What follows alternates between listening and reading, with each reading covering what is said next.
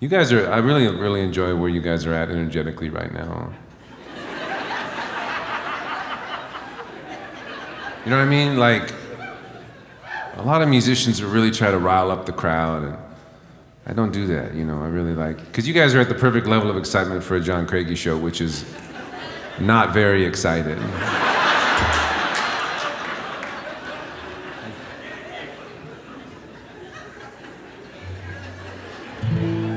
You know what I'm saying? Like,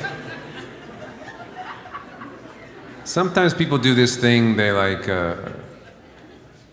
you know, because I care so much how you're feeling, but I never ask you guys how you're feeling, because that's like a showbiz trick to get you guys to go woo, you know.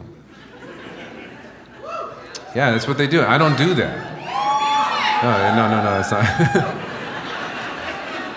Because I want to know how you're honestly feeling, and like, and woo, I know woo's not it, man, you know.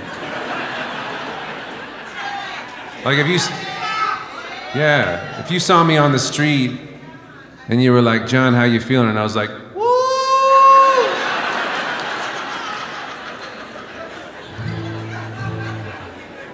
You'd be worried about me.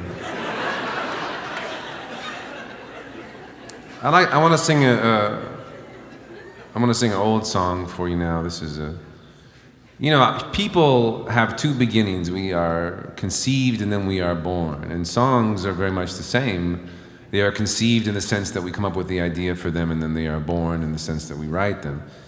And much like with people in songs, the conception story is a lot more alluring than the birth story, you know.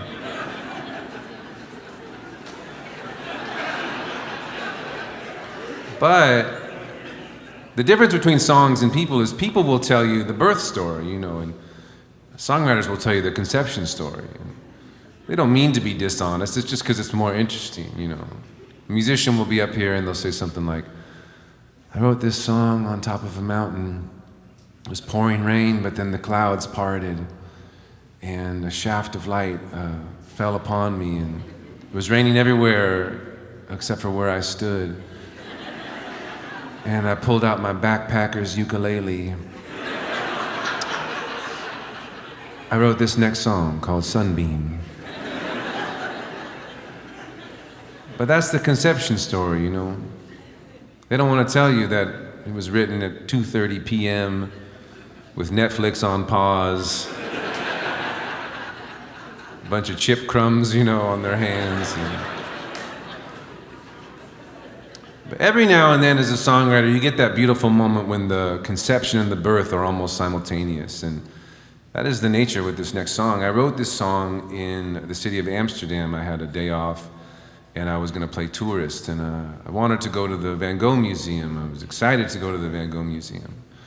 But I wanted to do something very different. I wanted to do something really radical. So I decided to go to the Van Gogh Museum completely sober. Because I'd never heard of anyone doing that before. And I think I was the first because I really stuck out, you know. Everyone else was there like, whoa, the colors, man. I was the only guy, you know, reading the plaque below the painting. I was like, ooh, he did this one in France, interesting. You know, I must have looked suspect because I attracted the attention of a security guard. And he came up to me and he was like, sir, is everything okay? I said, yeah. Why? He said, well, you're acting a little strange. I said, I came sober, is that okay? He said, it's okay, it's just rare.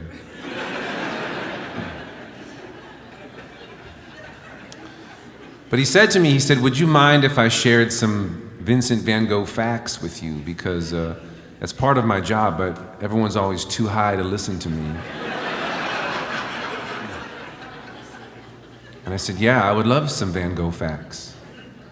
And it was really sweet. We walked around the museum, you know, and we walked past, you know, each painting. He'd tell me a story about it. And we finally got to this one piece, and you've probably seen it before. It's the self-portrait of Vincent. He's got a little bandage over his ear. And the security guard turned to me, he said, what do you know about Vincent van Gogh's ear?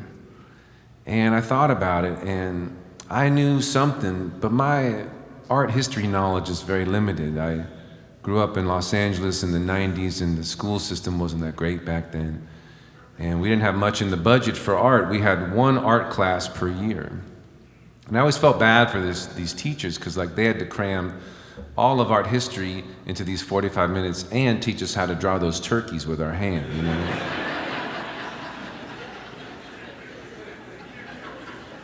So the art history part was always really rushed. You know, she'd be like, all right, this is Michelangelo's David, he ain't got no pants. This is Da Vinci's Mona Lisa, her smile's weird. This is Van Gogh, he cut his ear off and gave it to some girl because he's crazy. All right, get your hands out, let's draw turkeys. Go, go, go, go!